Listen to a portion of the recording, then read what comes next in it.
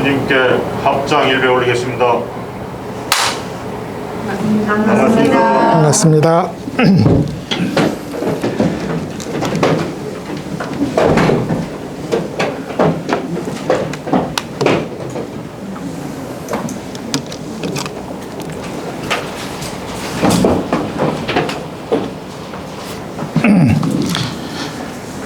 예, 반갑습니다. 다음 주는 방학이라고 하는군요.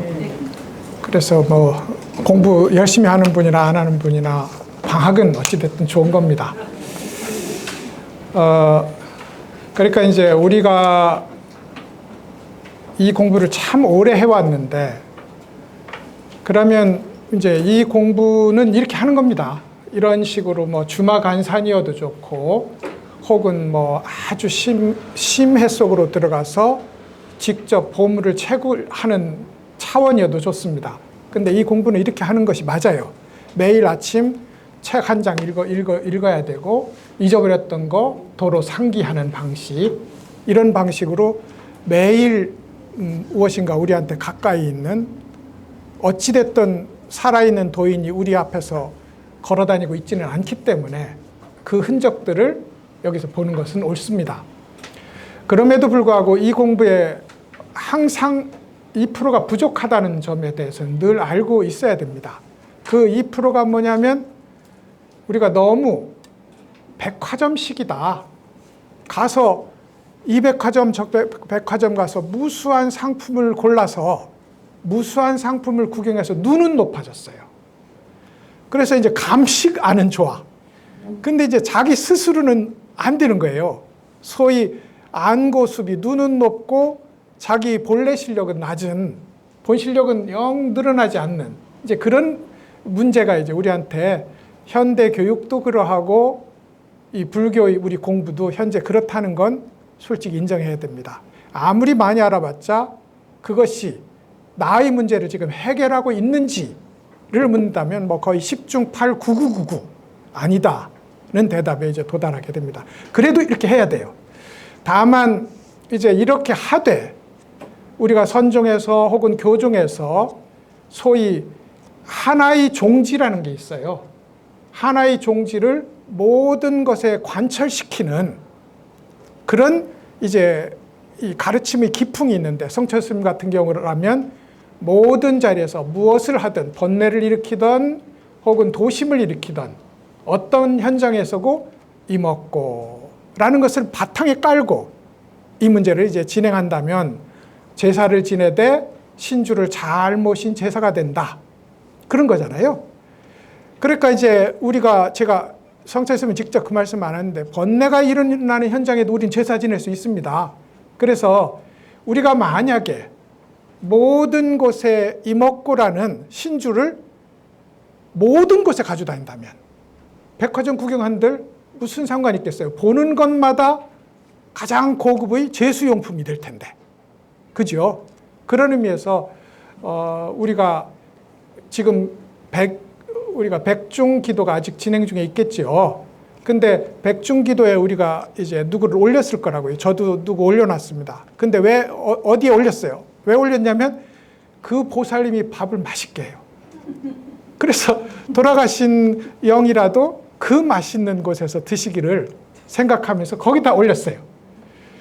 유치하지만 그 속마음이 그런 겁니다.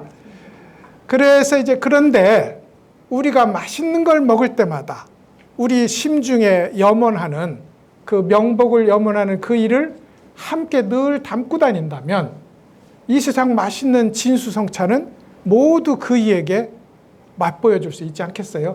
그런 의미에서 성철 스님이 말한 어느 현장, 어느 공부, 어느 잡념, 어디에 가도 가끔씩 신주를 꺼내봐서 지금 하고 있는 일이 신주 모시는 일이라는 것, 이먹고 하는 일이라는 것, 이것을 이제 확인하는 것, 이게 이 공부의 보람입니다. 이렇게 공부해야 그 백화점 공부가 그냥 보고 지나가는 것이 아니라 내 속에 응어리져서 실속이 되고 그것이 이제 열매를 맺게 되는 일이 일어난다. 이렇게 이제 우리 공부를 의미 부여해 봤으면 싶습니다. 오늘 공부의 첫 이야기는 이제 모든 불교 공부의 노선이 이렇습니다. 노선에 대해서 잠깐 말씀을 드릴까 싶어요. 선종 초조인 달마 스님은 6가지의 중요한 법문을 하는데 그 중에 제일 유명한 게 이입사행론과 혈맹론입니다. 근데 이제 6가지라서 우리는 그걸 소실육문이라고 흔히 부릅니다. 그 소실육문 중에 이입사행이라는 게 있어요. 2가지로 불문에 들어갑니다.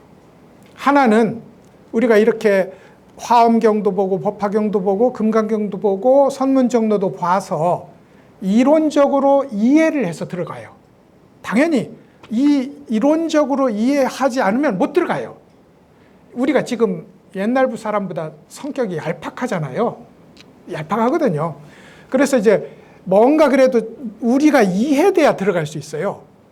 그리고 이것은 사실은 옛날도 다르지 않았습니다. 다르지 않아서 소위 도리에 대해서 알고 아 그렇구나 라고 세뇌를 당하던 스스로 설득하던, 그럼 이제 이 설득해야 될 도리가 뭐냐면 우리 모두는 중생이나 부처나 한결같이 부처의 씨앗인 불성이라는 걸 가지고 있다. 근데 부처도 가지고 있고 중생도 가지고 있는데 왜 부처는 모든 것에 환히 해탈한 대자의 경지로 들어갔고 중생은 대목대목 구절구절 구속되고 집착하게 되는가? 바로 번뇌라는, 더 쉽게 말하면 생각이라는, 분별하는 것을 내용으로 하는 생각이라는 구름이 본래 갖추고 있는 우리 본바탕을 대지를 가리고 있다. 그러므로 생각이라는 구름만 걷어내면 대지에 이미 완전하게 자리 잡은 부처의 자리가 저절로 드러난다. 이게 원리입니다. 이걸 이해해서 설득되거나 아니면 하도 들어서 뭐 그렇다 치지 이제 반박할 힘도 없다 하고, 그걸 물론 성철 스님 같이 혹은 도가 높은 스님들이 이게 지금 이게 이렇게 보고 있는 것이 여러분의 모든 불성 자리에 반영하고 있습니다라고 불성을 들어 보여주는 현장에서 가장 극적으로 체험하면 제일 좋겠죠. 깨달음은 아닙니다. 그렇게 이해되는 거예요. 어떤 사람은 깊이 이해되고 어떤 사람은 얕게 이해되지만 그렇게 해서 이해와 설득을 통해서 들어가는 문이 있습니다. 이걸 이치로 들어간다 해서 이입이라고 부릅니다. 근데 이치로 들어가고 나면 이제 우리도 모든 곳에 가서 이 일을 다 말할 수 있어요. 근데 나가 그렇게 되는 것과는 별 문제가 되는 거예요. 그래서 이제 그 소위 이치라는 것이 나와 한 몸으로 완전히 통일되는 것, 이걸 체화라고 불러봅시다. 내 몸 그대로 그것이 되는 거니까요. 혹은 내재화라고 불러봅시다. 내 속에 완전히 그것을 믿는 단계로 들어갔어. 그렇게 체화 내지 내재화가 되려면 이런 과정을 겪습니다.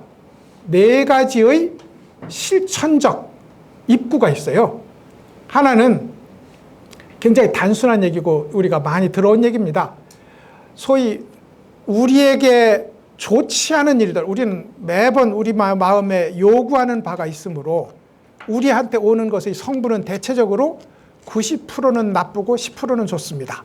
그것도 인격이 매우 너그러운 사람에 한해서, 아니면 거의 99%는 안 좋아요. 입만 열면 안 좋은 거죠. 근데 그 소위 안 좋아 불만이야라고 나에게 찾아오는 그 불행한 사건들이 사실은 내가 현생이거나 과거 어느 생에 있어서 지은 스스로의 업이 나타난 결과라고 본다면 무척 감내하는 거죠.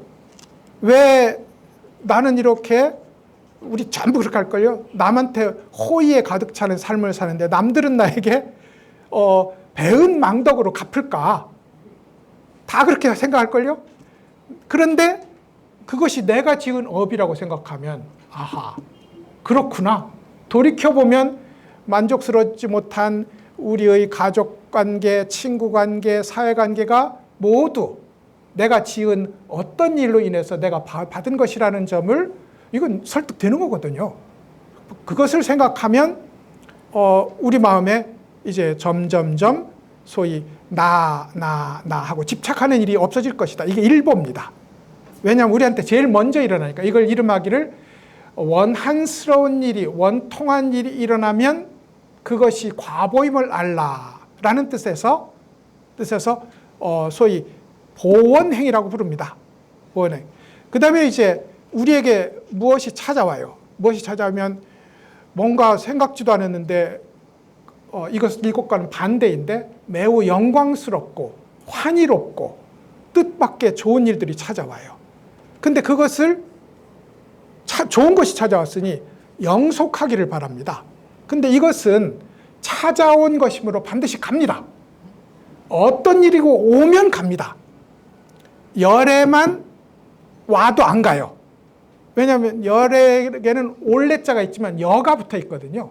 여라는 건 항상 이와 같이 왔어요.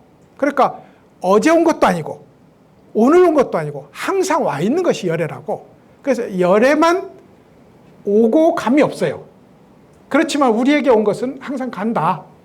그런데 기쁜 일, 영광스러운 일이 우리에게 왔다가 간다고 해서 섭섭하거나 애통해하는 일이 아니라 나에게 찾아온 인연이 다 했구나. 안녕히 가시라. 그리고 나한테 찾아오는 또 이것을 매번 손님 맞는 이 일을 가리켜서 인연을 따르는 실천이라고 부릅니다. 수연행이라고 불러요. 그리고 나면 이제 우리가 공부하는 단계로 들어갈 거 아니에요. 공부하면 오늘 참선 한 자락 했으니 무엇인가 마음에 밝아져야 될 텐데 허리는 아파 죽겠고 다리는 아프고 속은 답답하고 공부해봤자 아무 소용없네. 이렇게 하면서 매번 내가 바라는 그 자유, 내가 바라는 그 해탈, 내가 바라는 그 밝음은 언제나 올까? 이게 얼마나 나쁜 생각인지 압니까? 불법을 공부한다고 하면서 물론 이렇게 시작합니다만 내가 바라는 그 밝음, 내가 바라는 그 자유, 내가 바라는 그 해탈, 이건 언제 올까? 라고 생각하는 이 추구하는 마음, 구하는 마음을 내려놓았을 때 지금 이 자리에 이미 그것임을 알게 되는 일이 생겨요. 그러므로 추구하는 일이 없이 실천한다. 이걸 무소구행이라고 합니다. 구하는 바가 없이 실천한다 이 말입니다. 그리고 나서 마지막으로는 이제 이 이치는 뭐라고요? 불성이 항상 진실하고 여일해서 어느 현장이나 불성이 드러난 자리 아닌 곳이 없다. 이것이 도리잖아요. 이 도리에 내 몸을 딱 맞춰 살면 더울 때 오늘 아이스 아메리카노가 맛있는 날이라면 더울 때 아이스 아메리카노를 먹고 추울 때 뜨거운 아이스 아메리카노를 먹는다고요? 그렇게 뜨거울 때 추울 때 뜨거운 걸 먹고 추울 때 시원한 걸 먹는 이 배고플 때 밥을 먹고 목마를 때 물을 마시는 이 완전히 진리의 현장과 하이파이브 된 두 손을 쫙 마주치고 있는 이 일을 가리켜서 법과 딱 맞추어 살아가는 실천이라고 불러서 칭법행이라고 부릅니다. 그러니까 이치로 들어가서 자기에게 체화하는데 네 가지 길이 있어요. 네 가지 길이 나에게 원통하고 만족스럽지 않은 일이 왔을 때 그것이 과보임을 알고 수용하는 일, 나에게 좋은 일이 왔는데 그것이 훌쩍 가버리는 것을 인연이 다했으니 가는 일이고 새 인연이 온다는 것을 알아차리는 인연 따라 사는 실천, 이걸 수연행이라고 부르고요. 내 스스로 얼마간 실천해서 그 실천에 대한 과보가 오기를 바라는, 스스로에게 무엇인가 보답이 오기를 바라지 않는 마음, 이걸 구하는 바가 없는 마음이라고 해서 무소구행이라고 부릅니다. 그리고 나서 매번 매순간 진리와 함께 짝쿵이 되어서 쿵짝을 맞춰가면서 사는 일, 이것을 칭법행이라고 부른다고요. 이 네 가지의 실천을 항상 함으로써 우리가 진리와 한 몸이 되는 결과에, 목적지에 도달한다. 이게 이입사행론이라는 달마 스님의 도에 도달하는 일종의 약도입니다. 약도인데 사실 이렇게 제가 오늘 이렇게 간략하게 말씀드렸고 이건 뭐 더 이상 기억할 것도 없는 것입니다만 다음 주 되면 방학이잖아요. 까먹을걸요? 저도 까먹을걸요? 근데 이목구는 안 까먹잖아요. 이게 법을 실천하는 길은요, 그 소위 지금 이 얘기하는 거 있잖아요. 그러니까 보원행, 원통한 일이 와도 과보임을 아는 것, 즐거운 일이 가거나 좋지 않은 일이 와도 인연임을 아는 것, 그리고 추구하는 바가 없이 수행하는 것, 실천하는 것, 법대로 맞추어 사는 걸 실천하는 이 길, 이게 이목고에 모두 귀납된다 이 말입니다. 그러면 우리가 이 공부한 내용을 물건도 아니고 마음도 아니고 그리고 부처도 아니라는데 그렇다면 이건 뭐지? 하고 이목고 하는 이 행위에 이게 귀납된다 이 말입니다. 그리고 나서 우리가 기억할 일은 이목고만 잊지 않으면 돼요. 이것이 공부하는 사람의 길입니다. 무수한 내용들, 명사들, 관념들을 머릿속에 담아두고 입만 열면 줄줄줄 나오는, 이걸 너무 많이 말하는 사람 투마치잖아요. 너무 많이 말하는 쪽으로 가는 것은 우리에게 감흥을 주지 못합니다. 주고 나서나 저 스님은 이목고 아니면 안 된다는데 그럼 나중에 듣다 답답해서라도 그럼 내가 해보지. 이래야 공부가 되는 거거든요. 그래서 모든 훌륭한 스님들, 모든 훌륭한 스승들은 한 가지만 했어요. 그러니까 임재 스님은 오면 가능한 한 고함을 꽥 쳐서 그 사람의 생각이 나갈 길을 끊었고, 덕산 스님은 오기만 하면 몽둥이를 들어서 후려 팹으로써 그 사람이 말길과 생각의 길을 끊었고, 그리고 아미타불은 아미타불 하는 순간 모든 나아갈 길, 올 길을 다 끊어서 오로지 그것만 할 수 있도록 하는 것이 공부길이라고요. 그러면 우리 이걸 인정하셔야 돼요. 우리의 이 백화점 불교, 우리 한국은 통불교잖아요. 오늘은 참선하고 내일은 금강경하고 모레는 화엄경하고 법화경하고 별거 다 한다고요. 우리 다 했어. 심지어 우리 다 읽었어. 예전에 이렇게 많이 읽은 스님들이 있을지도 모르겠어요. 우리 다 했어요. 그런데 종지가 없잖아요. 무엇을 해도 이 하나의 신주단지로 돌아가는 운동이 우리한테 안 일어났잖아요. 그래서 그 운동을 일으키자는 것, 이것이 성철 스님의 선문정로의 이야기이기도 합니다. 모든 불법은 다 그만한 현장과 그만한 논리를 가지고 우리를 설득시킵니다. 그런데 그 설득된 일은 결국은 머릿속에 지식으로 남는 것이 아니라 소위 달마가 4가지를 실천함으로써 도에 들어간다 했는데, 모든 현장에서 다양한 방식으로 4가지가 아니라 100가지, 1000가지로 실천하는데 그게 이목고 하나로 귀납되는 일. 이래야 공부가 돼요. 이래야 공부가 돼. 그런 의미에서 우리의 이 백화점 불교, 통불교라고 부르는 이 불교가 이렇게 유감스럽게도 이렇게 우리에게 주어져 있지만 한편으로 생각하면 이목고를 하는 사람이라면, 혹은 관세음보살을 하는 사람이라면 그게 화엄이든 법화든 반야든 그게 무슨 상관이겠어요? 그 모든 현장에서 이목고, 관세음보살, 옴마니밤이면 되는데 그렇게 공부하는 거라고요. 그러니까 우리 공부의 환경의 한계와 가능성에 대해서 한번 좀 짚어보는 그런 시간을 한번 가져주셨으면 좋겠다. 그래서 달마 스님의 이입사행론이라는 것을 소개를 해드렸습니다. 자, 5-8-1번입니다. 한번 읽고 또 이야기를 해보도록 하시죠. 온전하게 마음을 지켜 망념이 일어나지 않으면 그것이 바로 무생이다. 이랬어요. 온전하게 마음을 지켜. 그러니까 마음을 지킨다. 그 마음이라는 건 뭐 이 분별하는 마음이 아니라 본래 청정한 마음이다 라고 설명할 수 있어요. 본래 청정한 건 여러분 모든 마음의 대지라고 이해하세요. 우리가 일어나는 지금의 이 분별하는 생각들이 마음의 언덕이고 산이고 평지라고 한다면, 본래 진실한 마음은 이것을 일으키는 전체 지구라는 대지가 있다. 마음도 그래서 소위 분별하는 이 다양한 분별 작용을 일으키고 있는 본래 바탕의 마음이라는 것이 있는데 그 마음을 지킨다 이 말입니다. 그러니 분별을 처음에는 분별을 내려놔야 돼요. 시비, 선악, 호오의 분별을 내려놔야 본래 마음을 지키는 일이 있는 것 같아요. 근데 본래 마음이 이거 들어서 똑똑하는 소리구나 하고 알아차리는 이 일 말고 본래 마음이 따로 있지 않거든. 그런 의미에서 본래 마음을 지킨다는 이 생각은 너무 훌륭하지만 본래 마음은 이렇게 별도로 있지 않다는 건 꼭 기억해 두셔야 됩니다. 우리가 지금 보고 듣고 느끼고 아는 게 본래 마음이 나타난 자리예요.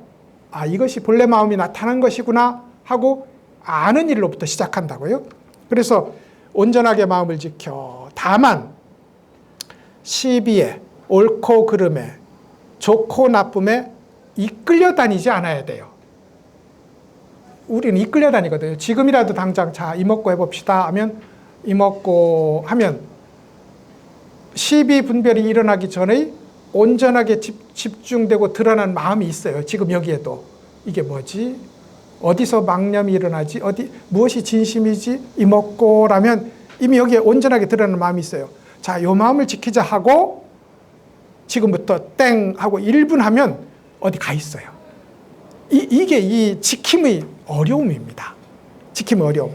그래서 이제 어찌됐든 온전하게 마음을 지켜 망념이 일어나지 않으면, 시비 분별이 일어나지 않으면 그것이 무생무멸이고 그것이 깨달음이다. 이 말입니다. 쉽지 않다 이 말입니다. 쉽지 않아서 집중하는 마음이 있고 널리 밝게 관찰하는 마음이 있으면 이게 불가능한 건 아니지만 무엇인가 지키겠다고 마음먹으면 잡념이 더 세져요. 그래서 뒷부분부터 보시면 알겠지만 성철 스님은 온전하게 마음을 지켜 이걸 그렇게 크게 다루지 않습니다.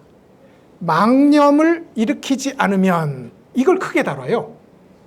그러니까 망념을 일으키지 않는 길은 이목구거든요. 망념을 일으키지 않는 일은 관세음보살 하는 여기에 있다고요. 망념을 일으키지 않는 길은 능엄주를 첫 구절에 정성 들여 딱딱 끊어서 읽는 이 자리에 있다고요. 근데 이제 그렇게 주력을 하고 연부를 하고 화두를 뜨는 그 현장을 지키려 하면 지키기 어렵다니까요. 그런 의미에서 거듭거듭 밀고 나가서 이목구로 나가야지 지키기는 어렵다. 이게 이제 성철 스님이 마음을 지키는 일을 자꾸 부수적으로 다룬 이유가 됩니다. 그래서 망념이 일어나지 않으면, 이것은 분별작용이 일어나지 않으면 이라는 뜻이고요. 그러면 그게 바로 무생무멸, 이건 진여, 불성, 깨달음, 시비인연을 가리키는 다른 이름입니다. 불생, 불멸, 무생무멸이니까요. 그래서 온전하게 마음을 지켜 망념이 일어나지 않으면 그것이 바로 무생이다. 이게 오조 홍인 스님의 법문입니다.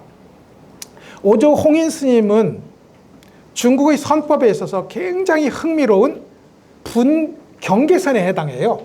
그 이전은 능가경 계통이고 그 이후는 금강경 계통이거든요. 능가경은 청정한 자성이 있음을 강조하는 경전이고요. 이 반야의 금강경 계통은 공이라서 색즉시공 공즉시계인데 본래 한 물건도 없는 자리에 도달하는 길입니다. 그런 의미에서 그 경계선에 오조 홍인 스님이 있어요. 그 오조 홍인 스님은 그러니까 자기는 아무리 읽어봐도 최상승론이라는 대표작이 있거든요. 아무리 읽어봐도 능가경 계통에 더 강합니다. 근데 그 밑에서 이 육조 해능 스님이 나왔잖아요. 육조 스님은 아주 뚜렷하게 금강경으로 깨달았거든요. 그리고 육조 단경이라는 경전 자체가 금강경입니다. 육조 스님이 쓴 금강경이에요. 그러니까 거기에는 요만큼도 차이가 없이 금강경이라고요. 그러니까 온전하게 마음을 지켜, 이건 능가경 계열일 거고, 망념이 일어나지 않으면 이건 반야부 계열일 거고, 뒤에 이제 불생불멸의 깨달음이라는 것을 우리가 추구하는 본래의 이제 약속된 자리잖아요. 그러니까 성철 스님은 아무래도 뒤쪽에 망념이 일어나지 않는 쪽에 마음을 보탭니다. 여러분 해보십시오. 지금부터 잡념 없어야지 이렇게 공부하면 틀림없이 실패하십니다. 지금부터 잡념 없이 요시 땅 해가지고 하면 틀림없이 안 된다니까요. 그래서 이제 정말로 이건 옳은 말이거든요. 지금 이 자리가 본래 부처인데 이목고가 무슨 필요가 있느냐. 그냥 이대로 가만히 앉아 있으면 되지. 이대로 무심이면 되지. 이게 묵조선입니다. 그리고 옳아요. 안 돼서 그렇지. 안 돼서 그렇지. 그래서 옛날부터 지키기는 나아가 쟁취하기는 쉽고 지키기는 어렵다고 했습니다. 예전에 당나라 때 방현령이라는 사람하고 위징이라는 아주 유명한 벼슬아치가 있었어요. 근데 당나라를 창업한 이 당태종이 묻습니다. 너희들 이 세상을 쟁취해서 얻는 것이 어려울까? 완성된 것을 지키는 것이 어려울까? 그러자 두 사람이 방현령이라는 아주 명재상이거든요. 이 사람이 이렇게 말합니다. 나아가 쟁취하는 것이 당연히 어렵습니다. 없는 걸 만들어내야 되니. 그러자 위징이 이렇게 말합니다. 아닙니다. 나아가 쟁취하는 것은 스스로 목적이 있어서 에너지를 내서 나아가 쟁취할 수 있지만 지키고 나면 스스로 나태함에 빠지고 그리고 무엇인가 좌고 우면 사방을 지켜야 되잖아요. 쟁취하는 건 한쪽만 공략하면 돼. 근데 지키는 것은 사방을 다 지켜야 되기 때문에 어렵습니다. 그래서 창업이 쉽고 수성난, 완성된 것을 지키는 것이 어렵다. 이렇게 얘기했어요. 저는 이쪽입니다. 그러니까 그러면 가나서는 뭐냐면 자나깨나 창업입니다. 어제까지 창업한 건 내려놓고 안 지켜. 지킬 필요 없이 매번 내려놓고 이목고로 갑니다. 이게 성철선이에요. 성철스님은 어제 눈 떴다 해서 거기에 요만큼도 의미 주지 말자. 매번 새로 출발하고 새로 신발끈 매고 새로 초심자처럼 출발하자. 이목고로. 그것입니다. 그래서 이제 매번 어제는 틀렸고 오늘은 옳다는 이 자리에 나아가는 일. 이것이 성철선의 한 특징이라고요. 특징이라서 나아가 쟁취하는 매번 앞으로 나아가는 길을 걷는 것. 이것이 이목고의 길이다. 그래서 성철 스님이 이 홍인 스님의 아주 애매한 경계선의 말씀을 한쪽은 잘라내고 육조 스님 쪽을 자꾸 쓰고 있다는 점, 이 점을 설명을 먼저 드렸으면 싶습니다. 그 다음에 5-8-2를 읽어보시겠습니다. 근본이 되는 진짜 마음을 지켜 망념이 일어나지 않으면 나와 나의 것을 집착하는 마음이 소멸한다. 그리하여 저절로 부처와 평등하여 둘 아니게 된다. 근본이 되는 진짜 마음, 이게 불성이고 자성이고 법성이고 그렇잖아요. 진심이고 진여고 이렇습니다. 말하자면 우리가 본래 갖추고 나온 황금덩어리 그것을 근본이 되는 진짜 마음이라고 오조 홍인 스님은 표현했어요. 이것을 지켜요. 역시 이제 오조 스님은 이렇게 지키는 일을 먼저 합니다. 왜냐하면 능과 선이라는 것이 지키는 쪽이니까요. 망념이 일어나지 않으면, 실제로는 이걸 어떻게 번역할 수 있냐면요. 근본이 되는 진짜 마음을 지키면, 이 문맥을 한문이니까요. 이렇게 이걸 조건으로 담아서 근본이 되는 진짜 마음을 지키면 망념이 일어나지 않는다. 이렇게 번역할 수 있어요. 근데 저는 성철 스님을 따라서 진짜 마음을 지켜 망념이 일어나지 않으면 이걸 제일 큰 조건으로 만들었어요. 이건 어떻게 번역하느냐에 따라서 그런데 성철 스님은 한결같이 망념이 일어나지 않는 것이 도에 들어가는 근본입니다. 일어나지 않으면. 그래서 이제 근본이 되는 진짜 마음을 지키는 일, 이것과 망념이 일어나지 않는 자리는요, 사실은 동일합니다. 동일한 거예요. 우리가 이목고라고 했을 때 어차피 이목고라는 것이 만들어내는 자리는 본래 근본이 되는 진짜 마음을 지키는 자리예요. 과거에 대한 기억으로 끌려가지도 않았지요. 미래에 대한 기대로 또 내몰려 가지도 않았지요. 분명히 이 자리에서 이먹고 하는 자리에서 놓치지 않고 있으므로 본래 마음을 지키는 일입니다. 당연히 과거에 대한 기억, 미래에 대한 기대, 좋고 나쁨에 끌려가지 않았으므로 망념을 일으키지 않는 일이기도 합니다. 동일한 말이라고요. 동일한 말. 다만 강조점이 다른 거지요. 나와 나의 것을 집착하는 마음이 소멸한다. 모든 집착은 내 겁니다. 내 거. 깨달음도 내 거. 선정도 내 거. 이런 선정은 없습니다. 내 선정, 내 깨달음은 없습니다. 만약에 누군가 입에서 내가 선정을 성취하고 보니, 내가 깨달음을 얻고 보니 라는 말이 언어적 수사가 아니라 진짜로 나왔다면 그건 당연히 잘못된 얘기입니다. 나를 내려놔야 선정이 있고 나의 것을 내려놔야 깨달음이 있습니다.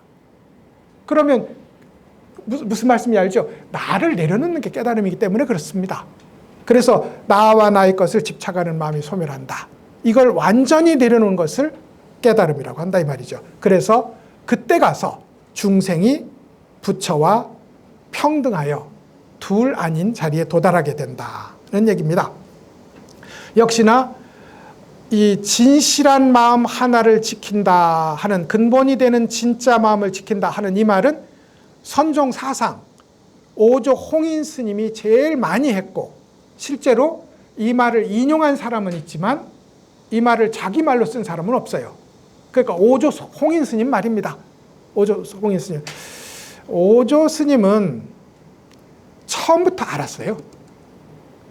그런 사람 있다는 건 우리 알잖아요.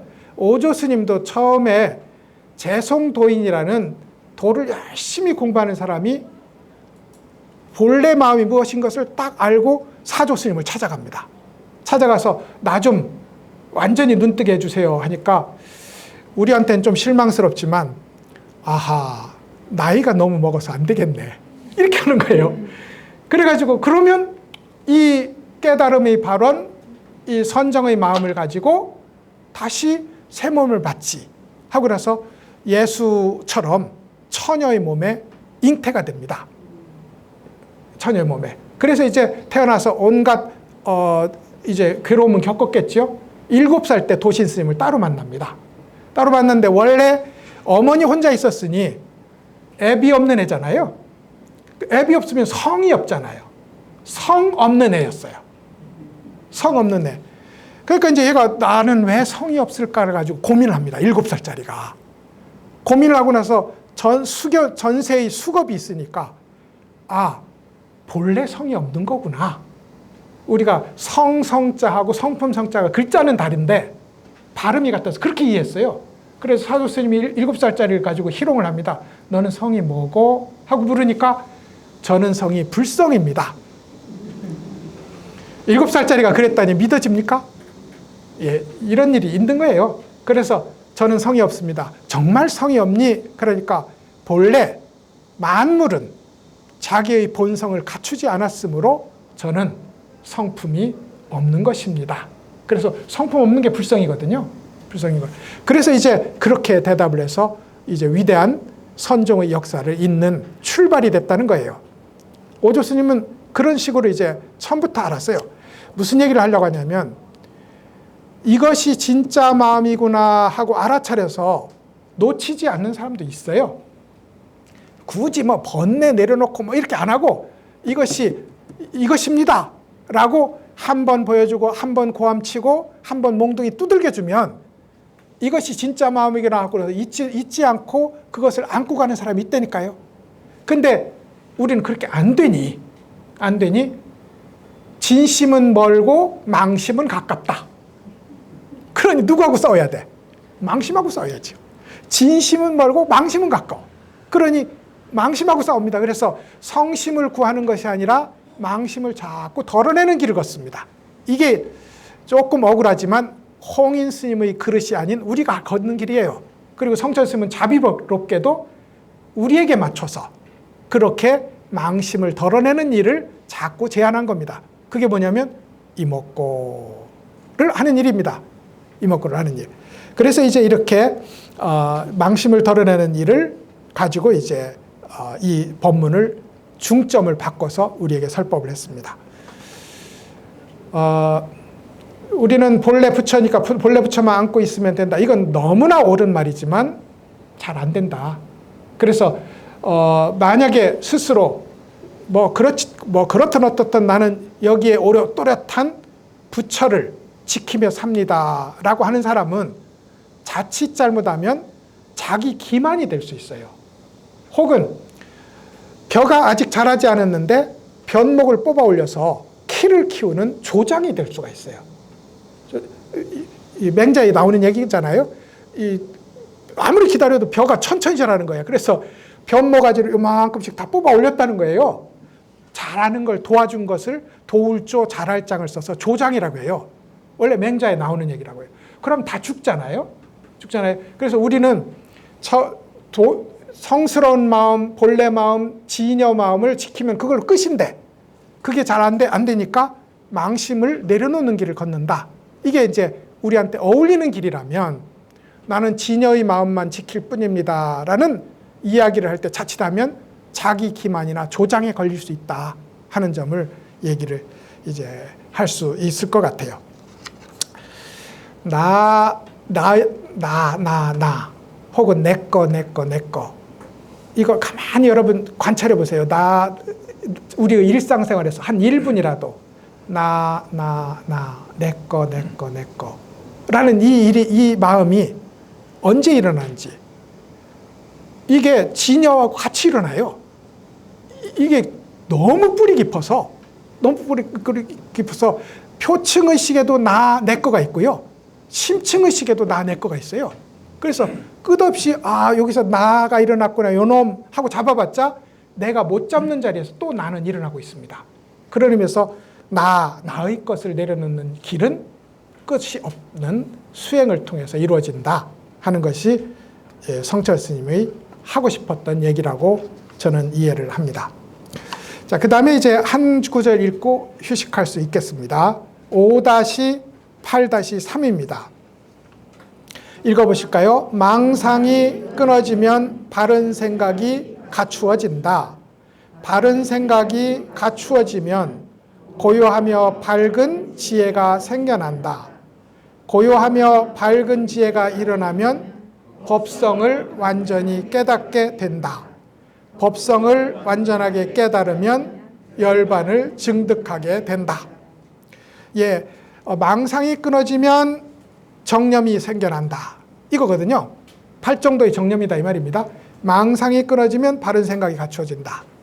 근데 이 얘기를 가만히 보면 망상이 끊어지는 조건으로 바른 생각이 갖추어지는 결과가 일어난다고 이해할 수 있어요. 근데 그렇지는 않고요. 망상이 끊어지는 일이 곧 바른 생각이 일어나는 일입니다. 그리고 망상이 끊어지는 일이 제일 마지막에 있는 열반을 증득하는 일이기도 해요. 무슨 말씀인지 알죠? 이것이 조건 결과 인과 인과처럼 이루어지지만 실제로는 인이 곧 과다 이 말입니다. 그래서 당연히 이 앞에는 진여의 마음을 지키면 이라는 말이 있는데 성철 스님이 끊어버렸어요. 앞에서 이렇게 번역을 달리하다 귀찮으니까 진여의 마음을 지키는 건 옳지만 효과적인 법문을 위해서 성철 스님이 여기서 끊어내버렸어요. 끊어내버리고 망상 끊어지는 일로 이게 우리 출발이니까 망상이 끊어지면 바른 생각이 갖추어진다. 이렇게 얘기했다고요. 제가 아까 진여를 혹은 진실한 마음을 찾기가 어렵다 했는데 망상은 우리가 찾기 쉽나요? 1초 뒤에는 알 수 있어요. 그죠? 망상이 일어난 1초 뒤에는 알 수 있는데 망상이 일어난 당장은 몰라요. 이것도 만만한 것이 아닙니다. 진여는 멀고 망상은 가깝지만 그럼에도 불구하고 일어난 당장의 망상임을 알기는 참 어렵다. 그래서 매번 후회하는 마음으로 돌아갑니다. 이 망상을 일으키고 아이쿠야 망상 하고 돌아가지 망상이 일어났는데 망상 일어나고 있네 하고 보기는 그렇게 볼 수 있어요. 근데 보기는 매우 어렵다. 그런 의미에서 망상 역시 실체가 없습니다. 실체 없으니 볼 수 없어요. 이야기를 하나 해드리면 이렇습니다. 어느 지역에 이제 나찰 악귀가 아주 무수히 일어나는 깊은 산속이 있었어요. 근데 장사하는 사람들이 이제 한 광대무리하고 여행을 가게 됐는데, 광대무리가 나찰극을 하는 거라. 우리도 그러잖아요. 뭐 귀신 형상 이렇게 쓰고 하는데, 광대무리가 이제 그래가지고 밤에 보니까 뭐 나찰 악귀가 있기는커녕 조용하고 쾌적한 기분을 한 겁니다. 불을 잘 지펴놓고 자는데, 이제 한 광대가 지난 낮에 이제 열심히 공연을 하고 나니까 너무 피곤한 거예요. 그래서 이제 마스크를 쓴 채 잠이 들었다가 새벽이 되니까 너무 추운 겁니다. 그래서 이제 횃불 앞에서 이제 불을 덮어놓고 횃불을 쬐입니다. 쬐는데 이제 장사꾼 하나가 일어나서 이렇게 보니 나찰 악귀가 불을 쬐다가 이렇게 보는 거야. 이렇게 보는 거야. 나찰 악귀예요. 그래가지고 우와, 듣던 대로 귀신이구나. 이제 도망을 가니 한 사람이 도망가니 두 사람이 도망가고, 두 사람이 도망가니 세 사람이 도망가고, 광대의 동료들도 보니까 그 난리통에 보니 나찰 악귀야. 그래서 도망갔는데, 이 나찰 악귀의 탈을 쓴 이 친구도 왜 도망가지 하고 자기도 도망갑니다. 이게 망상이 일어나는 현장이에요. 망상은 오로지 가면을 쓴 일일 뿐이거든요. 잠시 얼굴을 빌려 쓴 일이라고요. 지녀가 빌려 쓴 일인데, 그것에 도망가니 우리는 매번 망상에 쫓기고 망상을 쫓아가고 하는 두 일밖에 없어요. 그것이 가면 쓴 일이라는 걸 모른다고요. 실체 없는 존재라는 걸 모른다 이 말입니다. 그런 의미에서 이제 망상 역시 우리가 잡아내기 어렵다. 실체가 없으므로. 그것이 망상이 일어나는 현장을 여실하게 보는 일이 수행력입니다. 수행이 깊어지고 힘이 생기면 망상이 일어나는 자리에서 망상이 볼록하고 일어나는 자리를 압니다. 알면 못 일어나요. 보면 사라지거든요. 볼록하고 일어나려고 하는데 볼록하고 알면 그 다음이 없어요. 다시 진여로 돌아가는 거죠. 그렇게 이제 망상이 일어나는 일을 우리는 설명할 수 있습니다. 그래서 정념이 갖추어지면, 바른 생각이 갖추어지면 고요하고 밝은 지혜가 생겨나요. 고요하려면 사방을 끊어내면 고요하죠? 예, 고요하려면 소위 외적 인연을 모두 끊어내면 고요합니다. 그래서 달마 스님은 이것을 가리켜서 외식 재연이라고 했어요. 바깥으로 모든 인연이 오는 것을 쉬면 여기가 고요한 자리가 나타납니다. 이게 본래 고요한 본체 자리예요. 그리고 나서 이제 밝은 지혜는 분별을 내려놓으면 밝은 지혜가 일어납니다. 이것은 소위 한문으로 얘기하면 진여의 본체는 고요하고 진여의 작용은 밝게 관찰한다. 진여의 두 측면입니다. 그러니까 본체적 측면은 고요하고 그리고 작용적 측면은 밝아요. 이것을 그래서 적조라고 부릅니다. 적조. 물론 적조를 뒤집어서 조적이라고 표현할 수 있어요. 본질적으로는 같은 말입니다.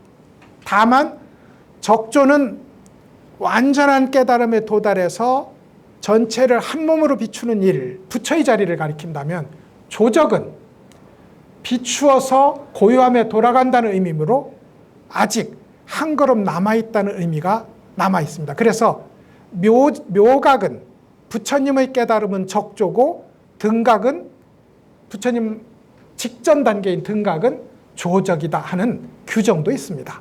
규정도. 여기서는 이제 적조, 조적이 다 진여의 본체와 작용이 완전한 자리를 가리킵니다. 그래서 적조의 지혜가 일어나요. 적조의 지혜는 여러분, 내가 그것을 보는 지혜가 아닙니다. 그것을 보는 지혜가 아니라 한 몸으로 아는 지혜라고요. 적조라는 건 한 몸으로 아는, 그래서 동체로 크게 아는 자리예요. 내 오른손이 왼손을 알듯이, 내 머리가 오른쪽 발가락을 알듯이 아는 것이 동체 대지고, 그리고 적조의 지혜는 그렇게 일어나요. 내가 그것을 알지 않습니다. 그래서 적조의 지혜가 생겨난다. 이것을 육조 스님이 해명에게 가르쳤을 때, 해명이 바르게 눈뜨고 나서 마치 사람이 물을 마실 때 뜨거운 물을 마시면 따뜻한 물을 마시면 따뜻한 줄 알고 찬 물을 마시면 찬 줄 안다 하는 것이 적조지의 문학적 표현일 수 있습니다. 왜냐하면 찬물은 말이지 라고 설명하면 그게 어떡한지 모르잖아요. 마셔보면 안다고요. 마셔보면 따뜻한지 찬지. 그것은 한 몸이 되어서 아는 일이라서 머리로 이해할 필요가 없어요. 머리로. 그것을 이제 그렇게도 표현했고 여기서는 이제 적조지라고 표현했습니다. 고요하고 밝은 적조지가 일어나면 법성을 완전히 깨닫게 된다. 이 법성과 불성, 자성이라는 말이 다 같은 말인데요. 다 같은 말인데 법성은 세상의 모든 현상을 포함할 때 표현하는 경향이 있고요. 자성은 우리 스스로에게 가리켜 말할 때 자성이라고 할 수 있고요. 모두 부처의 종자를 갖고 있다는 점에서 불성이라고 표현합니다. 같은 뜻이에요. 그래서 법성을 완전하게 깨닫게 된다. 어떻게 깨닫죠? 나와 너가 모두 부처가 드러난 자리다. 나와 너가 모두 부처이다. 모두 본래 깨달음이다. 하는 이 일을 유감없이 다 깨닫는 것, 이것을 법성을 완전히 깨닫게 된다고 합니다. 법성을 완전하게 깨달으면 열반을 증득한다. 이제 더 이상 속 시끄러운 일이 없는, 열은 뜨거울 열자잖아요. 열반이라는 것은 뜨거운 번뇌를 식히는 일이잖아요. 그런 의미에서 더 이상 속 시끄러운 일이 없는 자리에 도달하게 된다. 이것을 화살표로 표현했어요. 하면 한다, 하면 한다니까요. 근데 이 화살표는 모든 곳에 등호로 연결된다. 무슨 말이냐면 망심이 소멸하는 것이 곧 정념이 갖추어지는 것이고, 정념이 갖추어지는 것이 곧 적조지가 일어나는 일이고, 적조지가 일어나는 일이 곧 법성을 깨닫는 일이고, 법성을 깨닫는 일이 곧 열반을 성취하는 일이다. 이렇게 화살표로 표현되어 있지만 곧 등호이다. 이건 불교의 한 특징입니다. 개정해 사막을 우리는 화살표로 설명할 수도 있고 등호로 설명할 수도 있어요. 그죠? 화살표로는 먼저 낸 세숫대의 물이 고요해져야 이게 개거든요. 먼저 이 흙탕물을 일으키지 않아야 이게 개라고요. 그러면 고요한 거울 같은 면이 형성됩니다. 이게 정이고요. 그러면 세상 만물을 왜곡 없이 비춘다. 이게 체라고요. 이러면 화살표가 성립합니다. 먼저 개를 닦아야 될 것 같고, 먼저 그 다음에 정을 닦아야 될 것 같고, 그 다음에 해가 성취되는 것 같아요. 근데 실제로 해보면 개를 닦는 일이 곧 선정을 성취하는 일이고, 선정을 성취하는 일이 곧 지혜를 증득하는 일입니다. 그래서 이것은 곧 화살표인 동시에 등호다. 모든 불교의 논조는 그렇습니다. 아까도 제가 4가지 행을 말했어요. 기억은 못 하시죠? 못 하셔야 좋습니다. 그러면 보원행에서 우리가 소위 수연행으로 실천되고, 수연행이 깊어져서 무소구행으로 나가고, 무소구행이 깊어져서 칭법행으로 나갑니다. 화살표예요. 근데 이것은 곧 등호로 연결됩니다. 그 4가지는 서로 같은 사건에 대한 다른 표현이다. 무슨 말인지 알죠? 같은 사건에 대한 다른 표현이다. 이게 화살표인 동시에 등호이다. 이렇게 설명을 드릴 수 있는 불교의 논리이기도 합니다. 5-8-3까지 했고요. 10분 동안 쉬어도 되겠습니다. 잠깐 쉬도록 하시지요.